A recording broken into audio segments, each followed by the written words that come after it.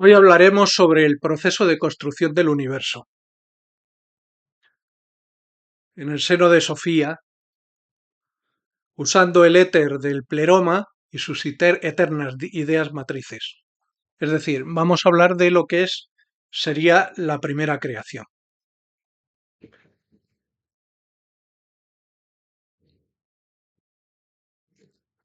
Y nos vamos a quedar ahí. Es decir, eh, no vamos a pasar de la caída. Intentaremos no hablar de la caída. Eso lo dejaremos para el siguiente vídeo. Y, y bueno, pues vamos a ver cómo sale. Tenemos ya los actores, es decir, tenemos al pleroma, que es la mente creadora, es la mente matriz, de donde todo surge, es la conciencia universal. Tenemos sus diferentes dimensiones o sus diferentes manifestaciones a través de los eones y nos centramos directamente en el Eón Sofía, que el Eón Sofía es el que nos corresponde a nosotros, es donde está construido el universo. Sofía en las religiones, sobre todo en las religiones monoteístas y abrámicas, y a partir del cristianismo, se corresponde con el fuego del Espíritu Santo. El Espíritu Santo se representa, como bien sabréis, por medio de una paloma. Y muchos en plan de coña hablan de el huevo de la paloma. Pues no van muy desencaminados, porque el universo es el huevo de esa paloma, es el huevo del Espíritu Santo. Lo que sucede es que tuvo que emanar Sofía, el león Sofía. Luego hablaremos de los otros eones. ¿Los otros eones dónde están? ¿Qué influencia tienen en nuestro universo? Porque la tienen. Y sin embargo, el interior de esos eones no es visible. Nosotros podemos ver el interior de la matriz de León Sofía, pero el de los otros eones no. ¿Y cuáles son los eones? ¿Cómo se manifiestan los eones? Los eones se manifiestan en nuestro entorno mediante sus embajadas.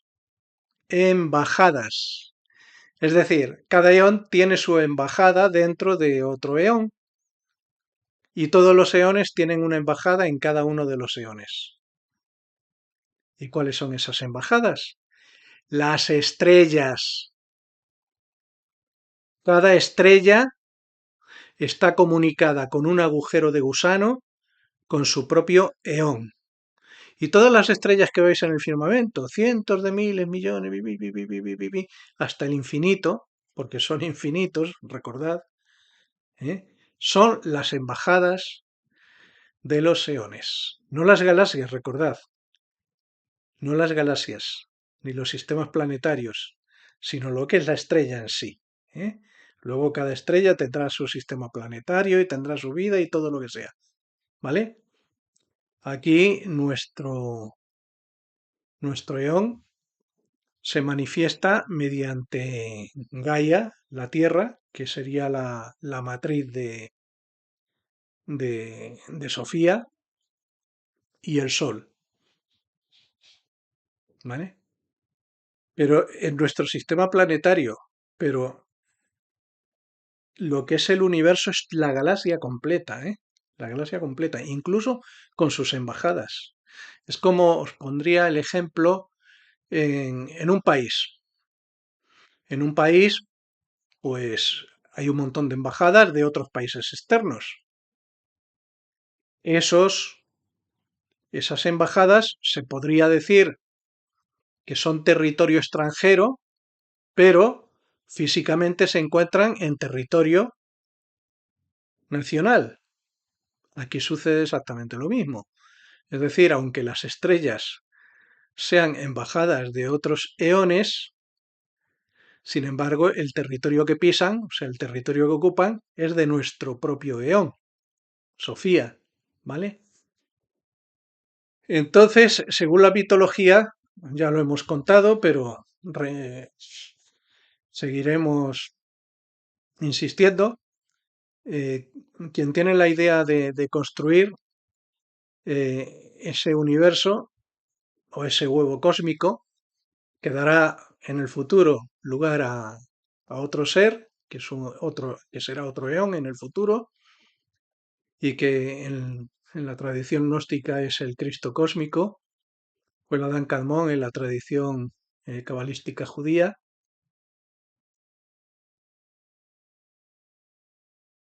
Entonces ella es la que tiene la idea, ¿vale? Pero para ello, porque ella es simplemente, es una manifestación del pleroma, es puramente, ¿vale? Entonces tiene que utilizar algo que se llama, nosotros lo conocemos bien, la voluntad. Alguien que no tiene voluntad es alguien lelo, está inerte, ¿eh? Y entonces emana de sí misma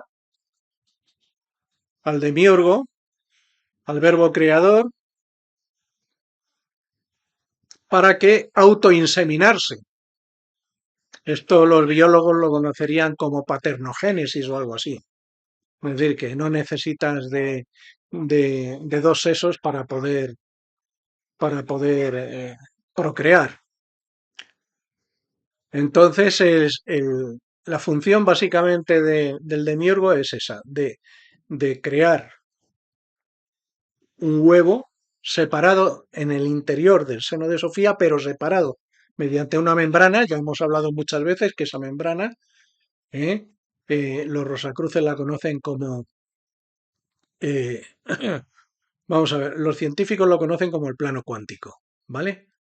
La esfera cuántica, que es multidimensional, es decir, eh, esa frontera está en cada, en cada segmento, en eh, cada partícula está separada de la otra por medio del plano cuántico, ¿eh? Los Rosacruces lo conocen como la esfera reflectora. La esfera reflectora es lo que nos separa del pleroma, porque Sofía, dentro de lo que cabe, pues es una manifestación del pleroma, y es el pleroma, y lo que es el huevo cósmico, lo que se está produciendo en el interior, lo que se está gestando en el interior, que es el universo, nuestro universo, incluidas las estrellas que son, recordemos, embajadas del resto de los eones. Y los eones, aunque siempre se han tenido por 12 o 33 o 90, son infinitos. Lo mismo que las dimensiones son infinitas. Y lo mismo que el pleroma es infinito y sus manifestaciones son exactamente igualmente infinitas. Entonces, el demiurgo, pues, toma las ideas de Sofía. Él sabe perfectamente, no tiene que comunicarle nada porque él es una emanación y él ya sabe en el momento en que es emanado, no nacido. Recordad que los demiurgos son eternos, persistentes, infinitos, igual que sus eones, igual que el pleroma. Pues entonces él empieza a hacer la construcción dentro de esa burbuja que está constituida, no puede estar constituida de otra cosa nada más que de éter, porque éter es la esencia de Dios, es la esencia del pleroma. Y el éter es también la manifestación del Espíritu Santo, por eso de la manifestación de Sofía, que por eso los Rosacruces, concretamente en nuestra escuela, en la Fraternidad Rosacruz Antigua, se suele hablar de la Espíritu Santo, ¿eh? Porque es una entidad, en el sentido de creadora, pues es femenina en ese sentido, ¿vale? Aunque ya os digo que se ha autoinseminado por paternogénesis a través de su voluntad, de su propia voluntad, del demiurgo. Entonces, el demiurgo, pues, es voluntad, pero necesita herramientas, necesita obreros. Y entonces lo que hace es que diseña una serie de entidades que no son vivas, no están vivas, son entidades que se tienen que alimentar del éter que hay dentro de Sofía y del propio éter que él desprende como entidad divina y entidad espiritual. Y esas entidades son los arcontes. Nuestros científicos conocen unos cuantos. Conocen el arconte gravedad, conocen el arconte electromagnético. Estamos hablando de fuerzas, la fuerza de la gravedad, la fuerza electromagnética, la fuerza nuclear débil, la fuerza nuclear fuerte, y a eso pues habría que aumentarle pues una serie de otros elementos desconocidos para la ciencia, pero además también el tiempo, porque el tiempo es fundamental. Es decir, sin el tiempo no existe posibilidad de movimiento dentro del universo. ¿Ok? Bien, pues aunque los científicos así no lo consideran, el tiempo es la fuerza más importante y más poderosa del universo. Los gnósticos lo conocieron como Autades, o también el gran presuntuoso, en el sentido, le llaman el gran presuntuoso, porque es realmente el que cuando, ya veremos, el demiurgo se tiene que entregar en sacrificio, autosacrificio, para que su creación tenga vida, tenga alma, pues resulta que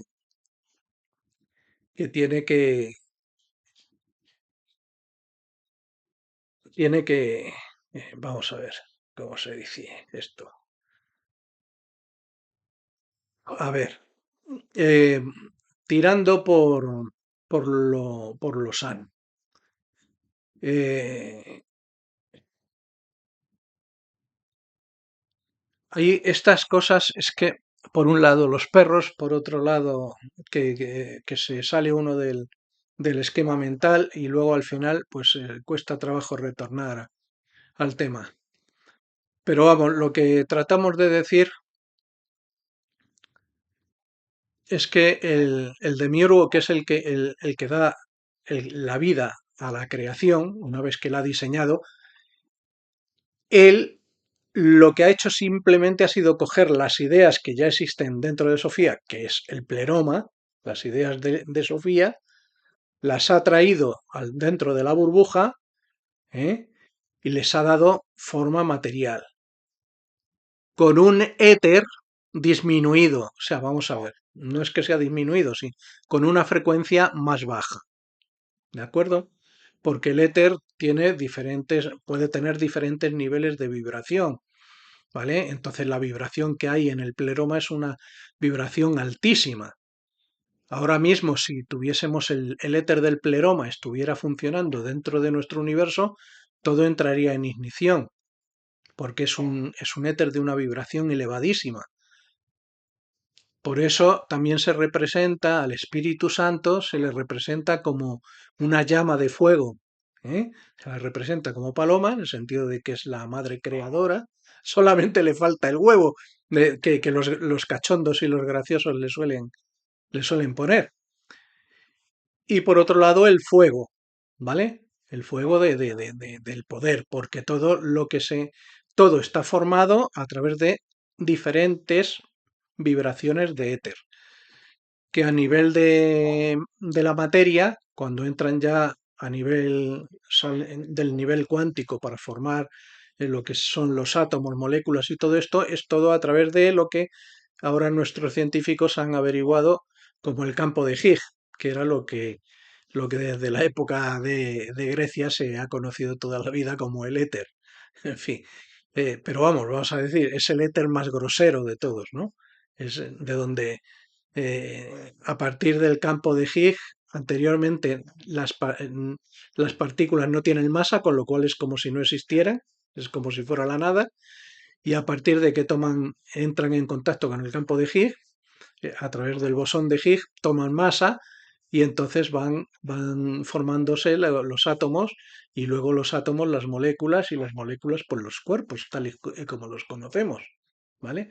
Pues así es como se forma todo el universo, con todos los planetas, las estrellas, todo lo que crece dentro de los planetas, pero dejando constancia de que siempre es el espíritu del demiurgo fragmentado, ¿vale? Una vez que se fragmenta, como ya lo vimos, el que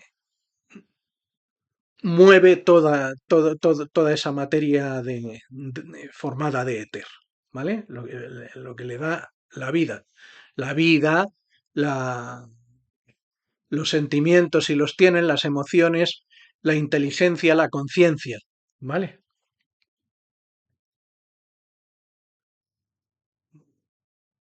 Luego tenemos esto de las perras. Yo no sé si cortar el vídeo o continuar porque es que de verdad es que no, es que me descoloca.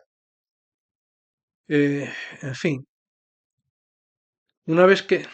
Esto es que no puede ser, es que no puede ser esta perra. Es la Dione, ¿sabes? La Dione es un trasto, no os lo podéis ni imaginar. Bueno, yo la quiero un montón, ¿sabes? Pero, joder, qué trasto. Eh, entonces ahí tenemos ya la estructura, todo formado y tal, y entonces es cuando ya lo vimos en el apartado anterior, que de todo muy bonito, mira, se toca, ¿vale? Pero está frío, no está caliente y no se mueve, los ojos tienen la vista perdida, eh, mm, no. O sea, ha sido una escultura muy bonita, una escultura tridimensional, vamos a decir, un escenario magnífico, pero no tiene vida, está todo inerte, ¿no? Entonces, esto debe de ser siempre. O sea, os quiero decir que aunque en el mito aparece como que eh, Sofía cometió un error y creó al demiurgo y el demiurgo nos salió medio subnormal, que conste que eso es el mito, ¿vale? Pero que no tiene nada que ver con la realidad. Pero que lo plantean así, en realidad yo creo que esto sucede en todos los eones, en todos los universos. Todos los eones tienen que fabricar su huevo cósmico para poder duplicar, o sea, o para poder clonar otro eón. ¿Eh? Eso es la forma de reproducirse que tienen los eones a través de los huevos, universo, huevos, universo. Entonces, eh, aunque aquí se plantea que el demiurgo se sacrifica, bueno, es como podemos decir que un espermatozoide se sacrifica al entrar en contacto con el óvulo para perder su personalidad y dividirse en una multitud de fragmentos para dar lugar a un nuevo ser, que puede ser un niño, puede ser una oveja, una ovejita, o puede ser cualquier otro animal, o un grillo mismamente. Mm, Nosotros creemos que no se debe de ver esto como una especie de sacrificio, sino una condición natural, completamente natural. Y esto es lo que sucede también con el demiurgo. El demiurgo es un ser que tiene mucho poder, tiene toda la inteligencia de Sofía, pero no deja de ser una emanación de Sofía. ¿Me explico? No deja de ser una emanación de Sofía, o sea, pertenece a Sofía. Entonces, si en el futuro quiere ser o debe de ser o está programado a ser un ser diferente, tendrá que producirse una metamorfosis. Y esa metamorfosis, el demiurgo vamos a decir que es el gusano de seda, la metamorfosis se produce en la pupa, que sería el universo, y el león que surja, el Cristo cósmico, pues será cuando el universo se abra, colapse y dé lugar a otro eón en otra dimensión. Que no sé si queda bien claro. Entonces esto de la caída, ¿verdad? Que lo veremos en el próximo. En realidad no es una caída, o sea, es un proceso natural. Es, es como, por ejemplo, vamos a ver, volvemos otra vez al ejemplo del carpintero. Pues hay un árbol, un enorme roble, que es un árbol precioso, hermoso, bonito y tal. Y claro, y llega el carpintero y dice, no, que lo tengo que cortar porque tengo que hacer un mueble que me ha encargado el rey de vayas usted a saber quién, o sea, alguien con mucho dinero. Y claro, derriban el árbol, lo hacen astillas, lo hacen chapa, lo hacen trozos, y lo que tú estás viendo es una masacre. Dice, pero ¿qué han hecho con el árbol? ¿Qué han hecho con el árbol, Dios mío? Y cuando empieza el artesano a construir con ese destrozo, aparente destrozo, pues al principio lo que se van tomando forma cosas, pero son cosas informes, cosas que no dicen nada a cualquiera que lo esté viendo, ¿verdad?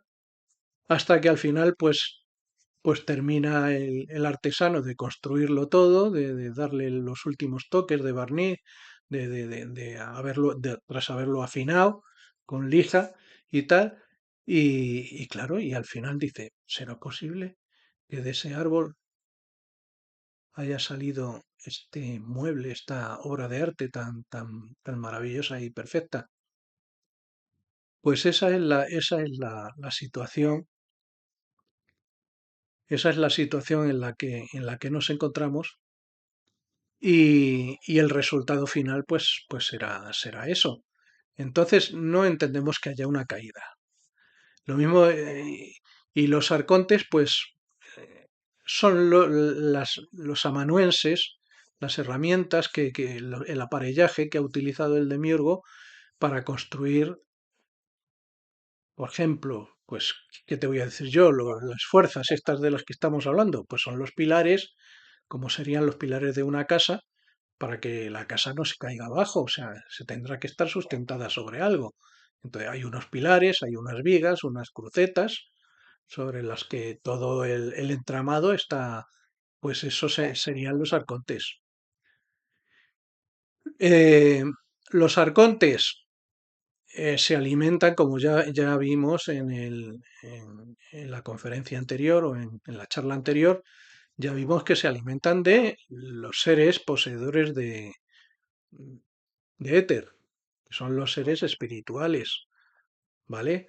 Entonces hasta ahí la cosa yo creo que está más o menos clara. Luego, eh, evidentemente, cuando el demiurgo se sacrifica, según el mito, según nosotros, realiza su proceso natural de unirse a su creación, porque quien teje el exterior de la pupa, el capullo, es la oruga. En este caso sería el demiurgo. El demiurgo está alrededor suyo creando un capullo que será al final, se terminará convirtiendo en una pupa y donde se disolverá el gusano, se disolverá, básicamente se disolverá como un líquido acuoso para luego terminar convirtiéndose en otra cosa distinta. Por eso el demiurgo, cuando salga después de todo este laberinto, ya no le podemos llamar el demiurgo, porque será otra cosa distinta. Es como si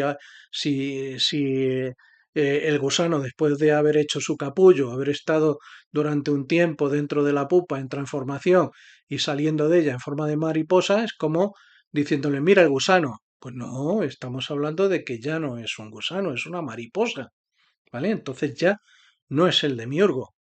Estaríamos hablando de, de la mariposa, es decir, del león, de un nuevo eón, ¿vale? Y, y esa es la, la caída llega hasta el punto en donde Sofía, pues va a ver el trabajo del demiurgo y encuentra con que está todo inmóvil, que no se mueve, y mira a los ojos y los ojos están idos, los ojos de las criaturas están idos, todo está frío, no tiene vida. Y esa es la primera creación, ¿vale? La segunda creación no es ni más ni menos que la introducción del demiurgo dentro de su creación, ¿vale? Y eso, pues lo tenemos que ir viendo poco a poco más adelante, porque yo creo que ya nos hemos pasado, ya- yo creo que ya podíamos parar aquí y no llegar a los 12, 11 o 12 puntos que tenemos, porque yo creo que ya lo hemos contado casi todo. Pero bueno, que así poco a poco y repitiendo, pues ya sabéis también que una de las cosas más célebres de los Rosacruces es lo de la repetición, ¿eh? La repetición es lo que conforma el cuerpo vital y, y deja constancia y de todo, incluso el conocimiento. Mientras tú más lees un libro, más te quedas con su conocimiento y así todo, ¿eh? Entonces, yo creo que lo vamos a dejar aquí y, y en el próximo, que sería el 8, el punto número 8, pues hablaremos de la caída, ¿vale? Pero que sepáis que aunque luego la caída se deriva de alguna manera en diferido, se deriva hacia el hombre, hacia el capataz, recordad, el que se queda, el que toma de alguna manera conciencia de esa creación, que también es un ser mental, no tiene ni mucho menos el poder del demiurgo, puesto que está fragmentado, pero, pero es el que tiene la capacidad de conciencia, de hacerse preguntas oye, ¿qué soy yo? Y cosas así, ¿no? Y, y entonces el ser humano, pues es el que tendrá que dirigir la orquesta para que esto al final termine esta pupa en donde hay tormentas de fluvios por un lado y por otro de éter,